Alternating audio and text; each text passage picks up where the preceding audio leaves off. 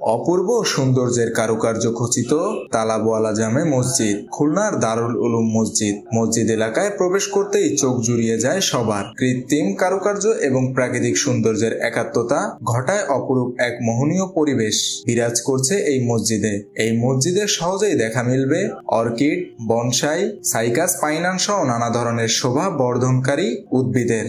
মসজিদের সৌন্দর্য বাড়াতে চারদিকে স্থাপন করা হয়েছে লাইট পোস্ট, নির্মাণ করা হয়েছে বিভিন্ন স্থাপনাও। এই মসজিদটিতে রয়েছে সুবিশাল মিনার, যার উচ্চতা 226 ফুট। খুলনা বিভাগের সর্বোচ্চ মিনার এটি। মসজিদ ও মিনারটির পুরোটাই সাদা টাইলস দিয়ে তৈরি।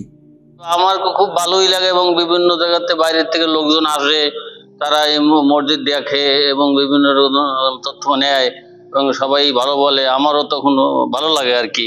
আমার আশা যে আমি যেখানে যেন শেষ বয়স পর্যন্ত আল্লাহর ঘরের খেদমত করে এই দুনিয়ার থেকে যাইতে পারি, এটা হলো মূল উদ্দেশ্য।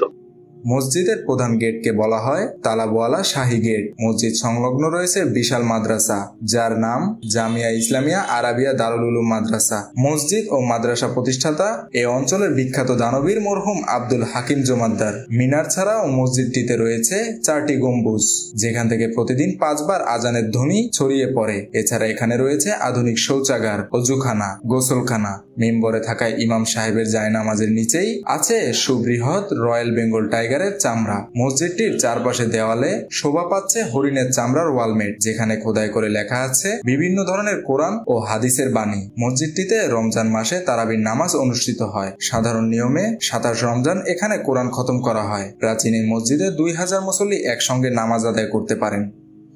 1976 সাল থেকে নিয়ে এই পর্যন্ত এই মাদ্রাসায় আমি আছি এবং মাদ্রাসার লেখাপড়া বৃদ্ধি হইতেছে। কোনো সময় কোনো কলহ, কোনো দ্বন্দ্ব বা কোনো অভাবের ভিতরেও আমরা পড়ি নাই। আল্লাহ আমাদের চালাই নিচ্ছেন। দেশ বিদেশের দর্শনার্থীরা 12টা পর্যন্ত আসে বিভিন্ন জায়গার থেকে। আমি সবাই তো চিনি না, জানি না, আইসোরা দেখে ছবি তুলে নিয়ে যায়।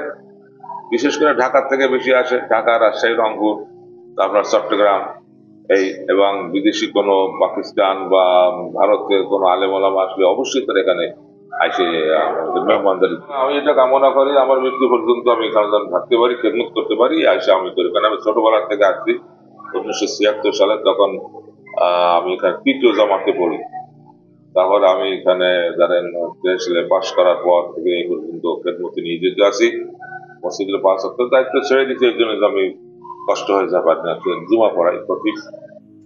তথ্য মতে দারুল উলুম খুলনা বিভাগের অন্যতম প্রধান দ্বীনী শিক্ষা প্রতিষ্ঠান। খুলনা মহানগরীর মুসলমান পাড়ায় 1967 সালে প্রতিষ্ঠিত এই মাদ্রাসাটি জামিয়া ইসলামিয়া আরাবিয়া দারুল উলুম খুলনা নামে প্রসিদ্ধ।